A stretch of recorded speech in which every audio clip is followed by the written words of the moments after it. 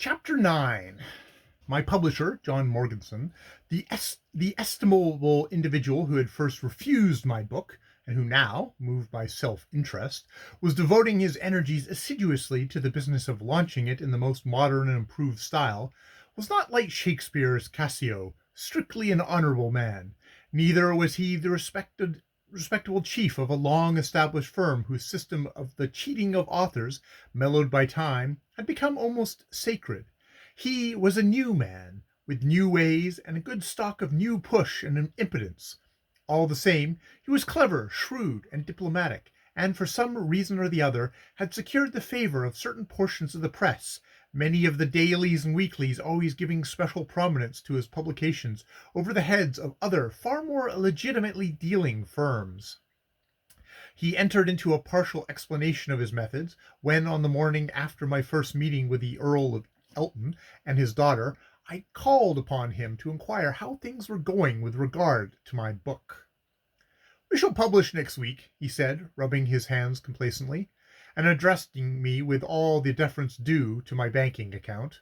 "And, as you don't mind what you spend, I'll tell you just what I propose to do. I intend to write out a mystifying paragraph of about some 70 lines or so, describing the book in a vague sort of way, as likely to create a new era of thought, or ere long everyone who is anybody will be compelled to read this remarkable work, or as something that must be welcome to all who would understand the drift of one of the most delicate and burning questions of the time. These are all stock phrases, used over and over again by the reviewers. There's no copyright in them, and the last one always tells wonderfully, considering how old it is, and how often it has been made to do duty, because any allusion to a delicate and burning question makes a number of people think the novel must be improper, and they send for it at once." He chuckled at his own perspicuity, and I sat silent, studying him with much inward amusement. This man, on whose decision I had humbly and anxiously waited not so many weeks ago, was now my paid tool, ready to obey me to any possible extent for so much cash, and I listened to him indulgently while he went on unravelling his schemes for the gratification of my vanity and the pocketing of his extras. "The book has been splendidly advertised," he went on, "and it could not have been more lavishly done. Orders do not come in very fast yet, but they will, they will. This paragraph of mine, which will take the shape of a leaderette, and I can get inserted in about 800 to 1,000 newspapers here and in America. It will cost you, say, 100 guineas, perhaps a trifle more. Do you mind that?" "Not in the least," I replied, still vastly amused. He meditated a moment, then drew his chair closer to mine and lowered his voice a little. "You will understand, I suppose, that I shall only issue 250 copies at first." This limited number seemed to me absurd, and I protested vehemently. "Such an idea is ridiculous," I said. "You cannot supply the trade with such a scanty edition." "Wait, my dear sir, wait! You are too impatient. You do not give me time to explain. All these 250 will be given away by me in the proper quarters on the day of publication. Never mind how, they must be given away." "Why?"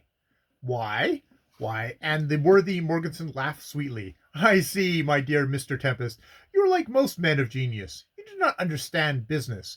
The reason why we give the first 250 copies away is in order to be able to announce at once all the papers that the first large edition of the new novel by Geoffrey Tempest being exhausted on the day of publication, a second is in rapid preparation. You see, we thus hoodwink the public, who of course are not in our secrets, and are not to know whether the edition is 200 or 2,000. The second edition will of course be ready behind the scenes, and will consist of another 250. "Do you call that course of procedure honest?" I asked quietly. "Honest! My dear sir, honest?" And his countenance wore a virtuously injured expression. "Of course it is honest. Look at the daily papers. Such announcements appear every day. In fact, they are getting rather too common. I freely admit that there are a few publishers here and there who stick up for exactitude and go to the trouble not only giving the number of copies in an edition, but also publishing the date of each one as it is issued. this may be principle, if they were is likely to call it so, but involves a great deal of precise calculation and worry. If the public like to be deceived, what is the use of being exact? Now, to resume. Your second edition will be sent off on sale or return to provincial booksellers, and then we shall announce, in consequence of the enormous demand for the new novel by Geoffrey Tempest, the large second edition is out of print. A third will be issued in the course of the next week, and so on, till we get to the sixth or seventh edition, always numbering 250 each, in 3 volumes. Perhaps we can, by skillful management, work it to a 10th. It is only a question of diplomacy and a little dexterous humbugging of the trade. Then we shall arrive at the 1-volume issue, which will require different handling. But there's time enough for that. The frequent advertisements will add to the expense a bit, but if you don't mind... I don't mind anything, I said, so long as I have my fun. Your fun? He queried surprisedly. I thought it was fame you wanted, more than fun. I laughed aloud. I'm not such a fool as to suppose that fame is secured by advertisement, I said. For instance, I am one of those who think the fame of Malleus as an artist was marred when he degraded himself to the level of painting the little green boy blowing bubbles out of Pear's soap.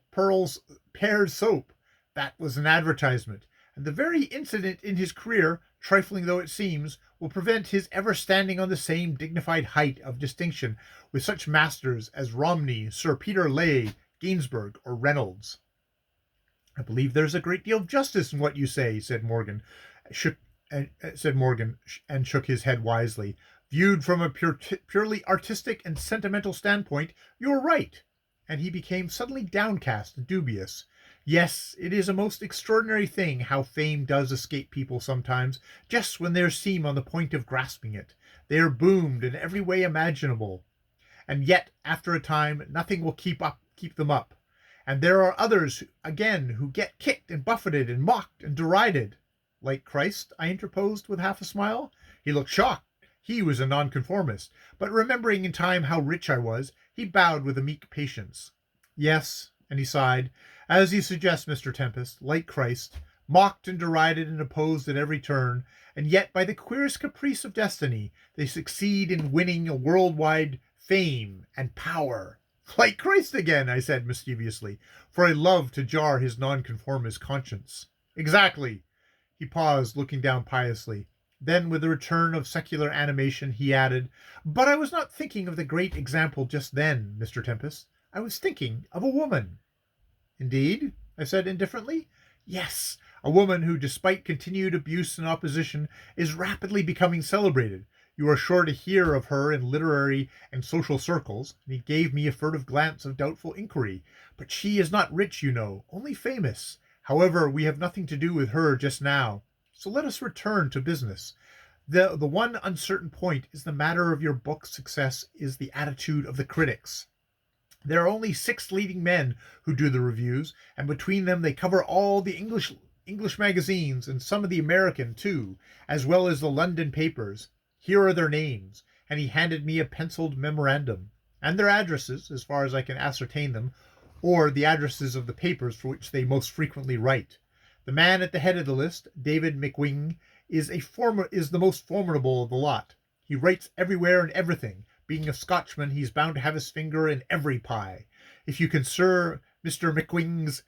McWing, you need not trouble so much about the others, as he generally gives the lead, and has his own way with the editors. He is one of the personal friends of the editor of the 19th century, for example, and you would be sure to get a notice there, which would otherwise be impossible. No reviewer can review anything for that magazine unless he is one of the editor's friends. You must manage McWing, or he might, just for the sake of showing off, cut you up rather roughly. That would not matter, I said, diverting at the idea of managing McWing. A little slating always helps a book to sell. In some cases it does, and Morganson stroked his thin beard perplexedly. But in others it is most emphatically does not. Where there is any very decided or daring originality, adverse criticism is always the most effective. But a work like yours requires fostering with favor, wants booming, in short. I see. and I felt distinctly annoyed. You don't think my book original enough to stand alone? My dear sir, you are really, what shall I say? And he smiled apologetically. A little brusque? I think your book shows admirable scholarship and delicacy of thought. If I find fault with it in it at all, it is perhaps because I am dense. The only thing it lacks, in my opinion, is what should be called tenaciousness, for want of a better expression, the quality of holding the reader's fancy fixed like a nail. But after this is the common failing of modern literature. Few authors feel sufficiently themselves to make others feel. I made no reply for a moment. I was thinking of Lucio's remark on this very same subject. Well, I said at last, if I had no feeling when I wrote the book, I certainly have none now. Why, man, I felt every line of it, painfully and intensely. Oh, indeed, said Morganson soothingly, or perhaps you thought you felt, which is another very curious phase of the literary temperament. You see, to convince people at all, you must first yourself be convinced. The result of this is generally a singular magnetic attraction between author and public. However, I am bad hand at argument, and it is possible that, in hasty reading, I may have gathered a wrong impression of your intentions. Anyhow, the book shall be a success if we can make it so. All I venture to ask of you is that you should personally endeavor to manage McWing. I promised to do my best, and on this understanding we parted. I realized that Morganson was capable of greater discernment than I had imagined, and his observations had given me material for thought, which was not altogether agreeable. For, if my book, as he said, lacked tenacity, why then would it take root in the public mind? It would be merely the ephemeral success of a season, one of those brief booms in literary wares for which I had such unmitigated contempt, and fame would be as far off as ever, except that spurious imitation of it which the fact of my millions had secured. I was in no good humor that afternoon, and Lucio saw it. He soon elicited the sum and substance of my interview with Morganson, and laughed long and somewhat uproariously over the proposing managing of the redoubtable McWing. He glanced at the 5 names of the other leading critics, and shrugged his shoulders.